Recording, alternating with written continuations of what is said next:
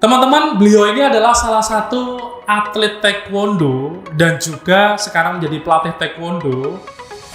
Bahkan teman-teman sekolah saya samping saya sebangku itu bawa Bawa apa, Mas? paket Bawa paket apa, Mas? sapu. Nah, Pesan saya sih ya tadi cari apa yang kamu sukai, tekuni, ciptakan lingkungan atau circle yang baik. Kalau memang belum ada, cari circle yang baik. semangat pagi para dulur gayeng semua. Hari ini kita ketemu kembali dalam acara Podcast Jateng Bersinar BNN Provinsi Jawa Tengah, War on Draft.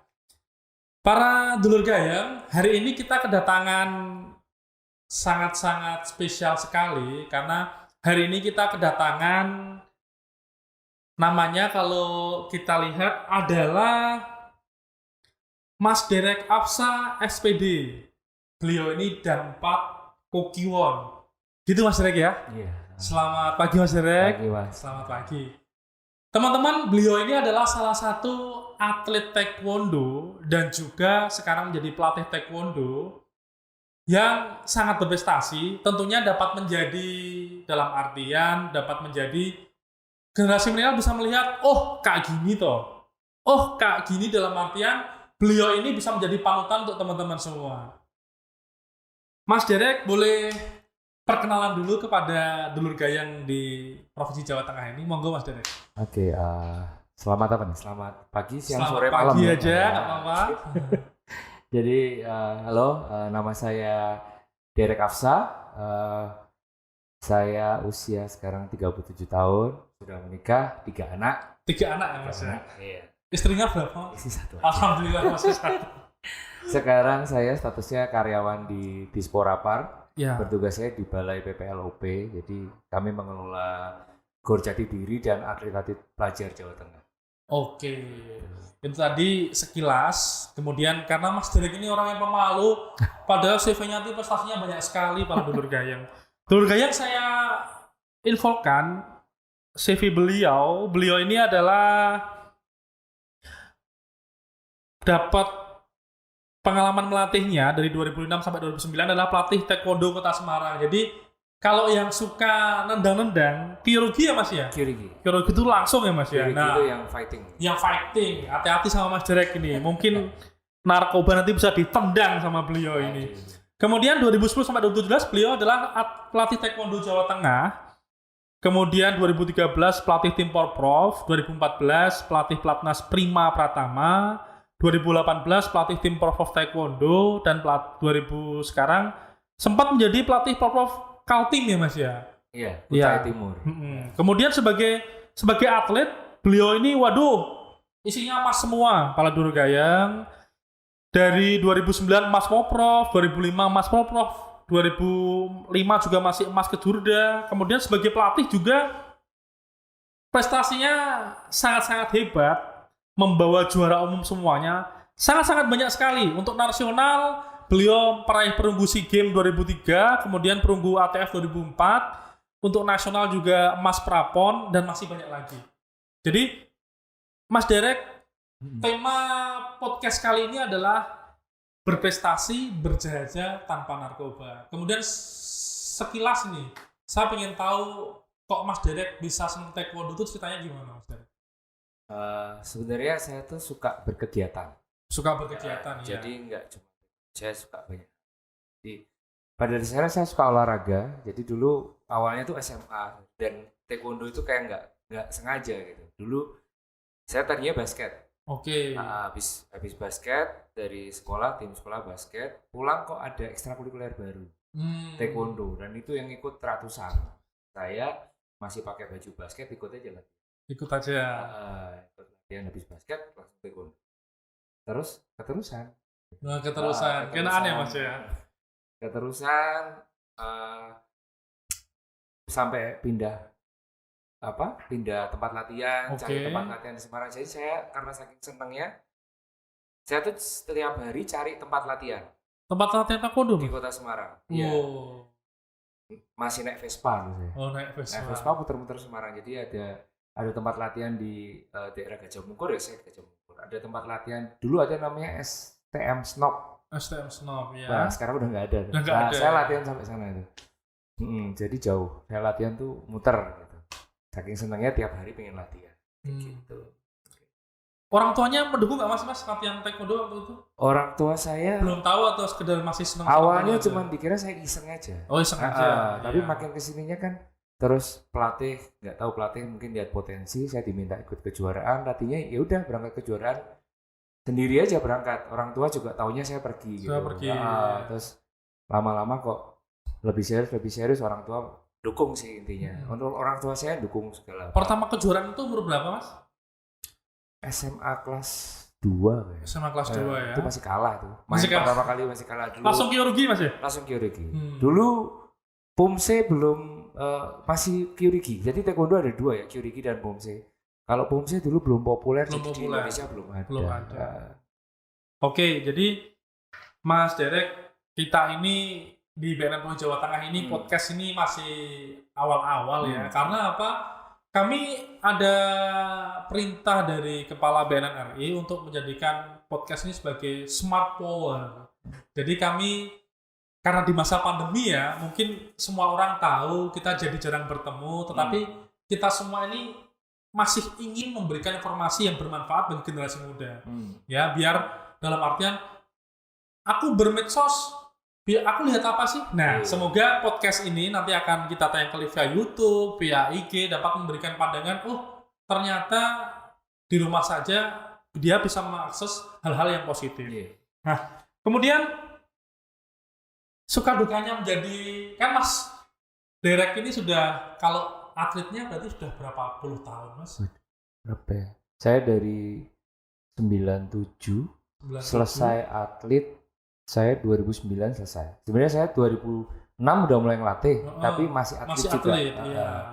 Jadi 2009 saya selesai, mulainya kurang lebih 97-98. Hampir 15 tahunan ada ya, 10 tahun. Setelah itu lanjut lagi pelatih sampai terakhir saya 2018 untuk ngelatih tim. Sekarang cuman privat aja. Oh, privat aja ya. Nah, kemudian Mas Derek, suka dukanya itu apa sih Mas jadi atlet itu? Suka dukanya banyak sukanya sih. Banyak sukanya ya, alhamdulillah. Kalau dukanya malah saya nggak pernah ingat ya.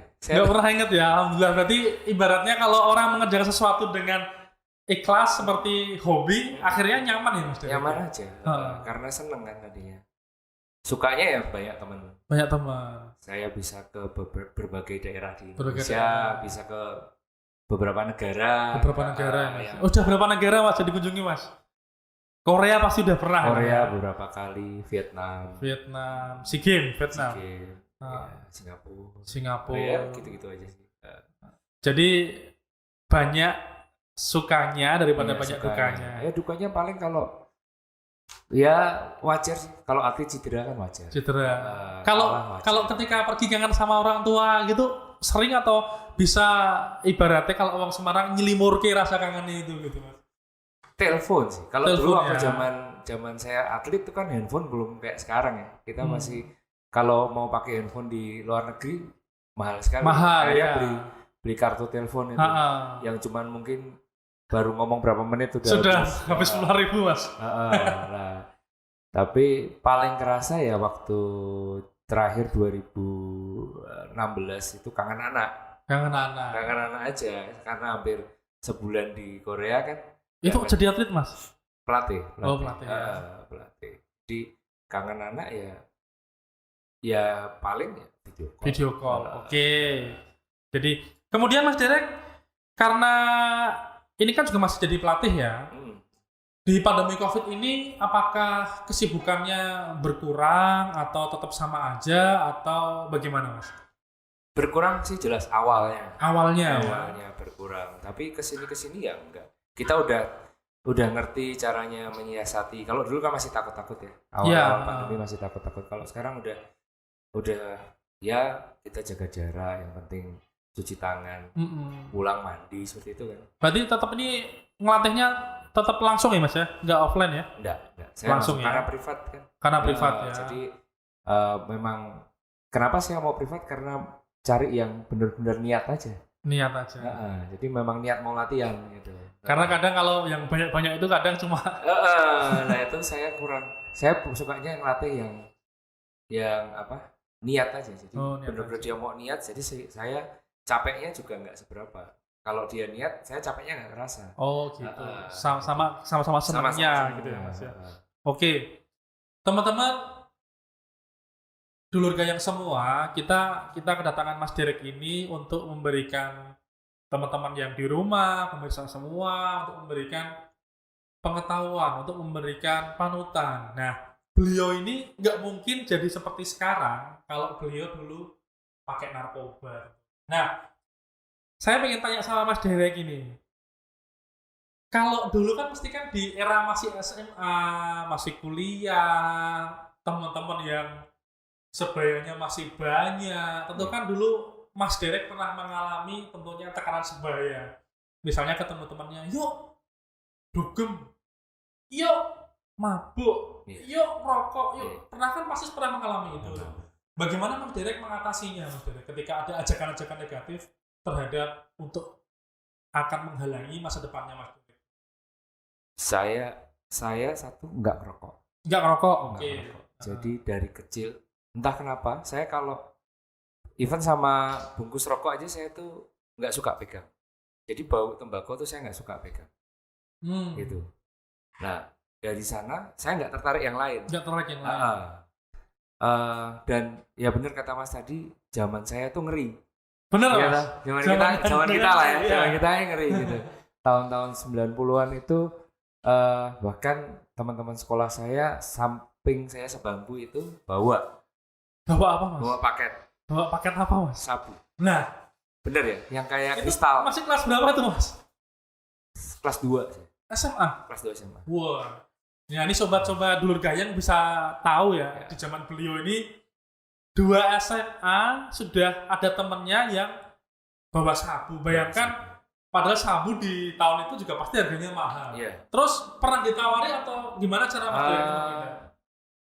Ditawari sih teman enggak. Karena tahu saya mereka bukan kayak orang sekarang bilang circle saya enggak itu. Oh gitu, bukan komunitas saya gitu lah. Komunitas saya. Jadi karena saya sering ini ya, saya tuh tadi saya suka berkegiatan. Apapun gitu. Ya olahraga, ya main musik, bahkan saya juga aktif di OSIS dulu. Oke. Jadi circle saya bukan orang-orang seperti itu ya. Gitu. Walaupun saya bukan nggak berteman, tapi nggak mengakrabkan. Memang nggak akrab gitu, cuman nggak akrab aja. Iya, tapi tahu lah ya. Tapi saya nggak menghindari mereka karena ya teman aja gitu. Cuman saya nggak mengakrabkan diri gitu. Jadi ketika mereka pakai apa saya juga nggak pernah tahu. Jadi saya nggak tertarik juga. Itu sih. Memang saya nggak tertarik. Sudah tahu itu nanti efeknya begini gitu kan. Udah banyak informasi sebenarnya. Iya. Dari baca, dari TV apa sih banyak informasi. Oke. Jadi dulur-dulur gayang semua, ini tipsnya dari Mas Derek sehingga bisa berprestasi dapat emas di kejuaraan macam-macam sekali. Beliau ini adalah lebih untuk ibaratnya berkegiatan yang positif ya Mas ya. Saya garis bawahi berkegiatan yang positif, kemudian dalam artian pilih teman. Kita bukannya maunya temenan sama itu kok, enggak. Beliau ini seperti dibilang tadi, teman yang bawa sabu pun dia tahu. Tetap berteman ya Mas, meskipun dia sudah menjaga dalam artian menjaga jarak. Nah, jadi itu memang salah satu faktor Mas Derek, karena bagaimanapun ada penelitian Mas, 90% orang pakai narkoba pertama itu dari temannya. Nah, alhamdulillah Mas Derek ini berada di lingkungan yang tepat, di komunitas yang tepat, sehingga belum ada ajakan nih Mas ya. Kemungkinan kan dulu kan belum ada ajakan atau sudah pernah dia mengajak Mas? Saya ingat saya sih enggak ya. Tapi kalaupun mereka ngajak kan biasanya awalnya kan yang ringan dulu. Ringan dulu. Apa tuh ringan itu Mas? Saya ingat saya punya teman dekat, bahkan dia pakai nggak tahu pil apa.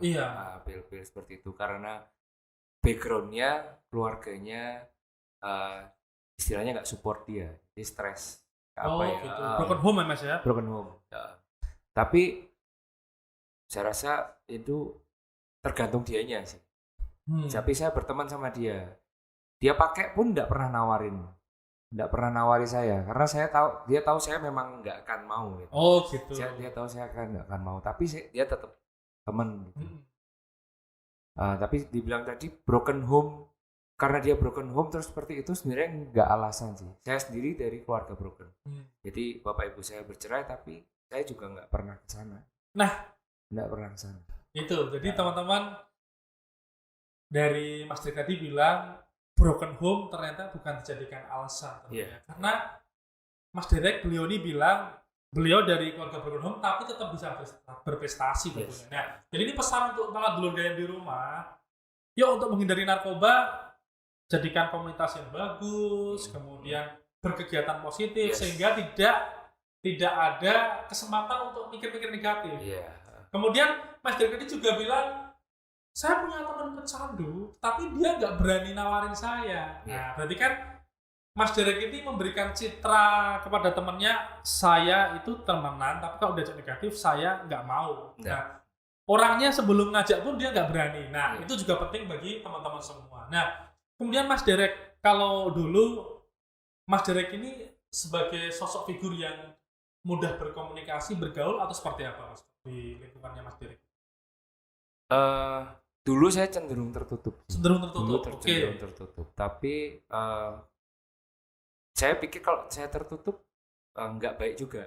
Saya mikir sendiri gitu. Kok saya terus sendiri gitu. Terus akhirnya saya coba untuk ngobrol, banyak orang ketemu banyak orang untuk lebih percaya sama orang. Dulunya sering curiga gitu. Kalau ada orang kumpul, jangan. Terus kok sendiri apa? Jadi susah sendiri. Sakit pikiran sendiri kan. Terus akhirnya dibuang-buang gitu. Dibuang-buang enggak. Akhirnya biasa aja sekarang. Sekarang saya kebuka berteman sama siapa aja. Jadi lebih enak. Jadi lebih enak.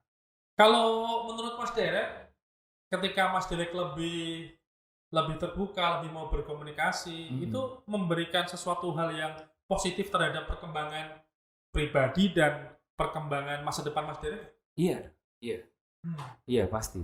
Jadi kalau menurut saya orang hidupnya nyaman itu kan kalau banyak komunitasnya, banyak temennya. Kita mau istilahnya kita mau usaha apa aja, pasarnya banyak. Kancone itu ya Mas ya.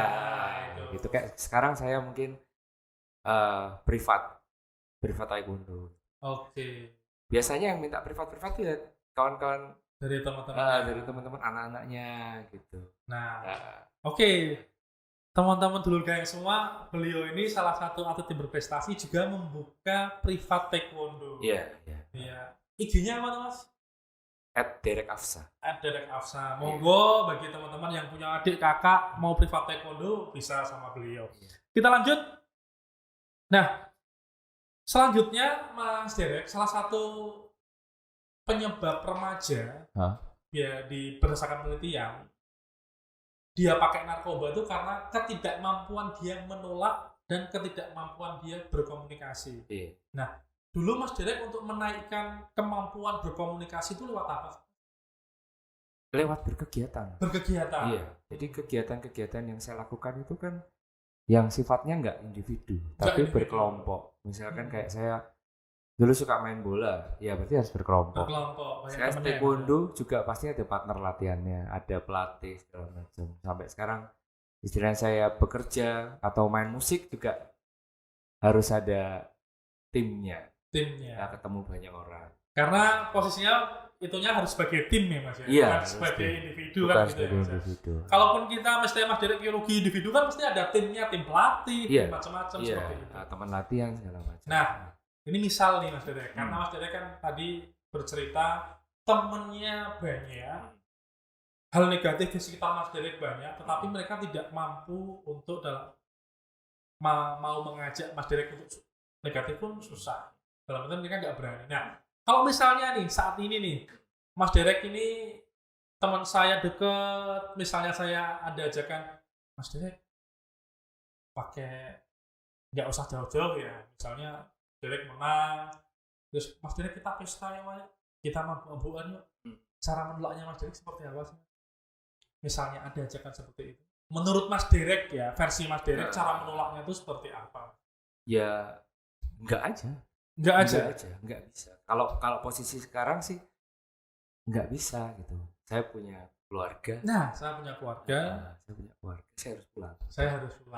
Nah, kalaupun misalkan diajak, ayo kan habis menang syukuran atau apa gitu. Iya, Ya kita gitu. ajak ke tempat yang Positif aman aja. Yang aman aja. Misalkan, yuk makan apa? Ikan, makan apa? Gitu. Lebih baik gitu. Jadi nggak langsung menghindar atau nolak nutup langsung enggak, tapi kita alihkan aja. Oke. Dulur Gayang, itu tadi salah satu tips dari Mas Derek. Ketika kita berada dalam posisi ajakan negatif seseorang, yang pertama tentunya tolak gitu ya Mas ya. Nah, Mas Derek juga benar, sesuai dalam buku literasi kami. Ketika kita ada ajakan pemakaian sesuatu hal yang negatif atau pemakaian narkoba, yang pertama adalah tolak dulu. Nah, yang kedua adalah tolak dengan menggunakan alasan. Benar seperti kata Mas Derek tadi. Jadi menolak, enggak, saya harus pulang, ada keluarga saya, ada anak saya yang butuh sosok seorang ayah. Nah, kalau teman-teman masih muda bisa kok. Saya harus pulang ke rumah, saya hari ini ada kegiatan, saya hari ini ibu saya nunggu di rumah, orang tua nunggu di rumah. Ya, tolak dengan tegas, tolak dengan menggunakan alasan. Kemudian yang ketiga, benar kata seperti Mas Derek, menghindar dalam artian, tapi menghindar kita selimurkan kalau bahasa Semarang. Daripada kita pesta-pesta ke karaokean, yuk kita makan yang enak aja yuk. Nah, seperti itu. Gitu ya Mas ya? Iya, betul. Kemudian Mas Derek nih, kembali lagi, podcast Jateng Bersinar ini adalah untuk generasi milenial nih Mas Derek. Makanya kita panggil Mas Derek sebagai public figure yang berprestasi, bahkan pelatih pun juga masih berprestasi sampai saat ini. Tentunya kan Mas Derek ini mengalami fase-fase sulit di dalam latihannya tadi. Bagaimana cara Mas Derek ketika mengatasi mungkin moodnya lagi nggak enak, lagi nggak nyaman buat latihan, lagi nggak fit buat latihan, untuk mengatasi motivasi seperti itu gimana Mas Derek? Karena saat ini banyak generasi muda tuh ketika yang berbahaya ya, mereka ini sangat labil Mas. Ketika moodnya berkurang, datanglah ajakan, akhirnya ikut sesuatu yang buruk. Nah, untuk mengatasi mood yang jelek seperti tadi, Mas Derek itu menaikkan moodnya lagi seperti apa Mas Derek? Saya tuh punya banyak kesenangan. Punya banyak kesenangan ya. Salah satu kalau saya lagi taekwondo, bosen di taekwondo ya saya main musik. Oh gitu. Nonton film. Banyak pilihan. Kalau anak-anak milenial sekarang ajakannya ke itu sebenarnya enggak banyak pilihan, tergantung diri sendiri. Nah, itu. Lu mau milih terlibat atau enggak. Sekali terlibat udah. Kalau milih enggak terlibat ya udah, pasti kita punya benteng sendiri. Tapi istilahnya punya pendirian. Aku enggak mau terlibat. Ada banyak pilihan kok sekarang. Kalau kita bosan dengan rutinitas, pilihan itu lebih banyak dari kita dulu Mas ya. Sekarang banyak. Main handphone pun, main game pun bisa jadi pilihan. Jadi pilihan merefresh. Nonton YouTube yang baik-baik pun ada, yang lucu-lucu banyak. Kalau mau keluar tempat nongkrong yang sehat ya, istilahnya yang baik ya banyak kan gitu. Nah, tergantung diri sendiri mau milih terlibat yang ini atau mau terlibat yang positif. Jadi kaulah muda semua, dulur gayang semua, Mas Derek ini kalau cara menghilangkan stresnya ya Mas Derek ya, beliau ini memiliki banyak hobi, ditularkan melalui hobi tersebut. Kalau pas lagi nggak mau taekwondo ya, aku sepak bola, main basket, lihat YouTube yang lucu-lucu kan. Jadi teman-teman bukan suatu halangan ketika teman-teman nggak mood, teman-teman yang tahu kan adalah teman-teman sendiri. Mana yang membuatku lama lagi, ketika sudah nyaman lagi, balik lagi moodnya, latihan lagi ya Mas. Kalau nggak ada lingkungan yang gitu, ciptakan. Misalkan, aku nggak punya komunitas futsal. Pikirnya kalau kamu suka futsal, masa dari katakanlah kita punya sosial media, ada Instagram atau Facebook atau WA, teman segitu ribuan kan? Ribuan ya. Masa nggak ada sih 10 orang yang suka main basket atau 10-20 orang yang suka main futsal. Apalagi kan temannya kan dari SD ada, SMP, SMA, Ciptakan. kuliah, Iya, ciptakan. ciptakan. Nah, itu tadi teman-teman, ciptakan komunitas, tentunya Yang ciptakan sehat. komunitas yang positif ya, Yang Mas. positif. Nah, kemudian Mas Derek ada pertanyaan lagi nih. Ketika Mas Derek berada di suatu pilihan, misalnya prioritas ya, menentukan prioritasnya. Kalau tipe Mas Derek ini bagaimana cara menentukan prioritas ketika ada di suatu kegiatan atau di suatu saat, aku harus milih A, B, atau C. Kalau Mas Derek ini bagaimana cara menentukan prioritas tersebut agar tentunya masa depannya agar bisa lebih baik ketika ada penentuan prioritas itu? Gimana? Nah, ini saya ada cerita nih. Nah, ada cerita, silakan. Sebenarnya tahun 2003 itu 2002 akhir itu saya sempat dikeluarkan dari Taekwondo Jawa Tengah. Kenapa, Mas? Karena prestasi nggak naik. Prestasi nggak naik. stuck. Hmm. Saya dikeluarkan, terus saya mau apa? Akhirnya saya tetap latihan sendiri itu tadi. Oke. Tetap latihan di klub kembali, terus habis itu ternyata saya bisa masuk lagi. Ikut kejuaraan Kejurda 2003 saya masuk lagi. Dalam perjalanan itu, karena saya waktu sempat keluar tuh saya sempat ikut band. Dalam perjalanan mau menuju ke PON 2004 itu saya sempat antara mau band atau mau jadi atlet. Iya, band waktu itu cukup apa ya istilahnya cukup punya nama di kampus. Waktu itu terus tapi posisi saya sebagai atlet juga menghadapi event yang besar, yang dimana ini punya rentan waktu segini. Ini pokoknya saya kerja keras 9 bulan, saya hasilnya ini. Dan itu nggak bisa misalnya dengan bagi ya Mas ya? Aku sambil ngeband juga sambil latihan juga bisa ya Mas ya? Bisa. Nah, berarti harus menentukan pilihan. Harus memilih. Nah, satu saat saya harus latihan siang, saya pergi latihan band. Karena sudah terlanjur janji. Sudah terlanjur janji untuk latihan band. Pelatih saya tahu, pelatih diemin saya 3 bulan. Saya latihan itu didiemin 3 bulan. Akhirnya harus ngobrol sama pelatih. Ngobrol dari maghrib sampai jam 1 malam itu cuma ngobrol ini sama pelatih. Namanya Master Singgi. Ya. Nah, Master Singgi nanti kalau dengar dia ngerti sekali cerita. Nanti saya tag Mas. Nah.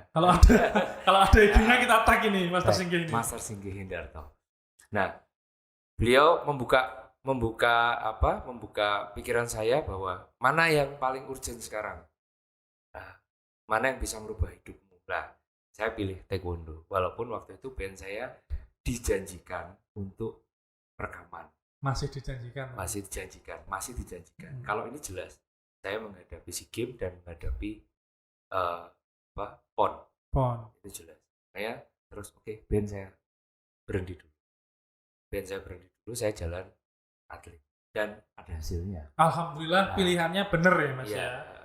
Nah, jadi waktu itu berarti Mas Derek lebih minta advice atau minta saran dari orang-orang yang dalam artian sudah senior.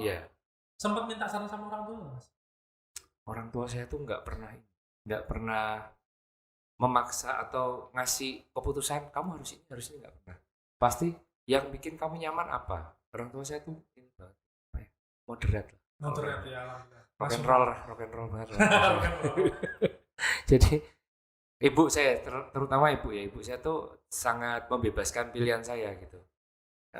Karena mungkin tahu saya nggak akan macam-macam. Jadi bebas saja. Jadi sudah tahu Mas Derek ini adalah bertanggung jawab dan orangnya nggak mau macam-macam. Jadi teman-teman, beliau ini tadi tentunya ketika menghadapi, meskipun sempat bingung tadi ya Mas ya, untuk menentukan sempat bingung ya. Tapi ketika ada saran dari orang-orang yang dalamnya terdekat ya, orang-orang yang tahu atau lebih senior, beliau ini alhamdulillah memilih jalan yang benar. Jadi teman-teman, ketika kita berada dalam posisi membingungkan untuk memilih sesuatu, teman-teman jika memang tidak yakin dengan pilihan teman-teman, yuk ajak orang terdekatnya, orang yang senior, orang tersayang teman-teman ya, yang lebih tahu untuk memberikan saran. Nah, kemudian Mas Derek ini kan sebagai public figure nih tentunya, ketika seorang atlet, seorang pelatih, dan beliau ini juga kalau teman-teman lihat di IG-nya, beliau ini juga pemusik ini. Pasti dalam artian penggemarnya banyak, pengikutnya banyak. Nah, pernah mendapatkan bullying di IG atau secara WA atau gimana nggak Pak? Bullying dari orang-orang di IG itu atau Pernah. Nah, kalau pernah seperti apa bullyingnya dan gimana cara mengatasinya nih Mas Derek? Ya, kalau saya nggak terlalu peduli. Asal nggak salah. Artinya salah norma, dalam norma-norma aja saya udah ini nggak terlalu pedulikan pendapat orang gitu. Karena misalkan saya main musik gitu, orang nggak suka, itu jadi saya pikir itu seleramu aja nggak pas sama saya. Oh gitu. Selera kita nggak sama, udah selesai. Kalau buat saya jadi bully selama ini sih saya nggak terlalu. Jadi lebih ke jarge baik. Biarin Gitu ya. aja. Jadi tapi sempat masuk ke hatinya, masuk ke hati kecilnya. Kalau itu Sebenarnya aku dibully. Kalau itu kritik dari orang dekat, misal kritik dari keluarga, dari istri atau dari orang tua atau even itu dari pelatih dulu, itu yang saya pikirkan. Karena pasti mereka mau saya jadi lebih baik. Tapi kalau dari orang yang kita nggak tahu itu siapa dan itu lebih sifatnya menjatuhkan, nggak ada gunanya sih kita pikir. Oke. Jadi teman-teman memang generasi milenial saat ini ya Mas ya, itu rentan bullying kan. Ada banyak kasus data, saya sedikit bacakan datanya Mas ya. Jadi teman-teman, ini data penelitian dari BNN teman-teman, hasil survei di tahun 2018 di 13 ibu kota provinsi, prevalensi penyalahgunaan narkoba di kalangan pelajar adalah 3,2%. Jadi ada 2,2 juta pelajar di Indonesia yang menyalahgunakan. Nah, ini data-data sangat tinggi. Nah, ternyata ketika di downgrade itu adalah karena mereka pertama karena bullying. Ketika mereka dapatkan bullying, mereka nggak kuat, akhirnya mereka mengalihkan sesuatu ke hal yang negatif. Bisa minuman keras, bisa narkoba, bahkan ada yang masuk ke free sex. Nah, itu sangat berbahaya. Kemudian di Jawa Tengah ini Mas, di Jawa Tengah prevalensi penyalahgunaan narkoba di tahun 2019 adalah 1,3% atau sebanyak 195.000 orang yang menyalahgunakan narkoba. Nah, berbahayanya bagi dulur gayang semua, orang pakai narkoba, orang menyalahgunakan narkoba itu biasanya nggak senang sendirian Mas. Ajak teman. Misalnya ada nggak biasanya kebiasaan orang mau karaokean, orang mau mabuk-mabukan sendirian kan jarang tuh Mas. Jarang. Nggak nyaman. Nah, yang berbahaya adalah bagi generasi muda, dulur gayang semua. Ketika 195.000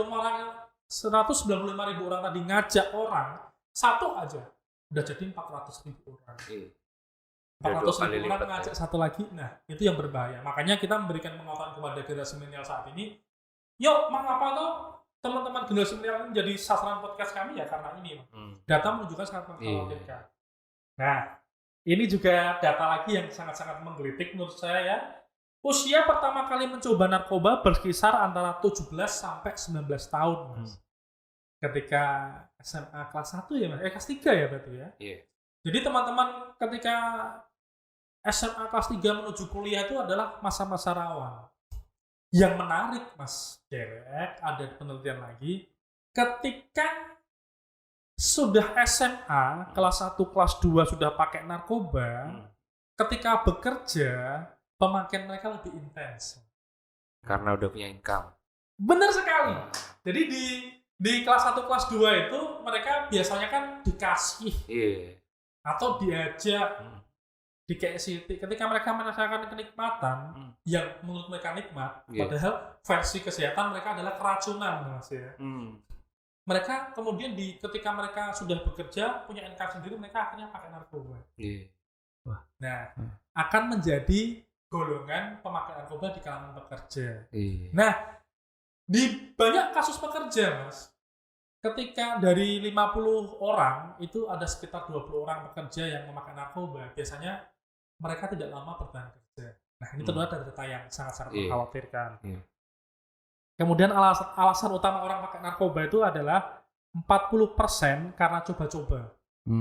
Jadi itu tadi Mas Derek bener kan? Misalnya diajak itu, apalagi generasi milenial nih, labil nih, apa tuh? Penasaran. Enak apa ora? Penasaran, bener.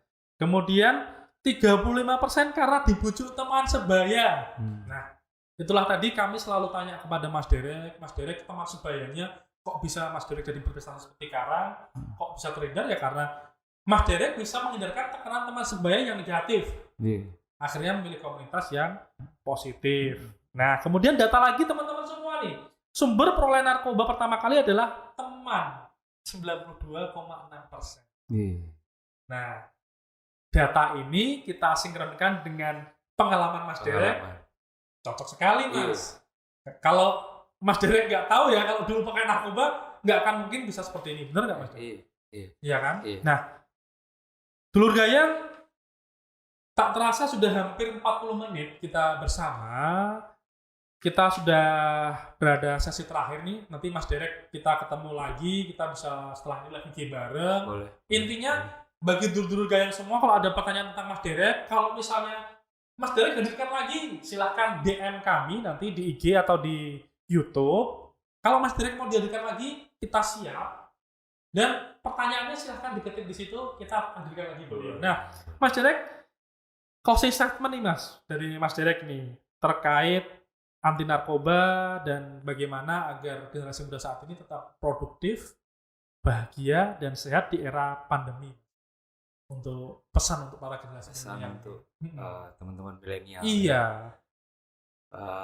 Pesan saya sih, ya tadi, cari apa yang kamu sukai.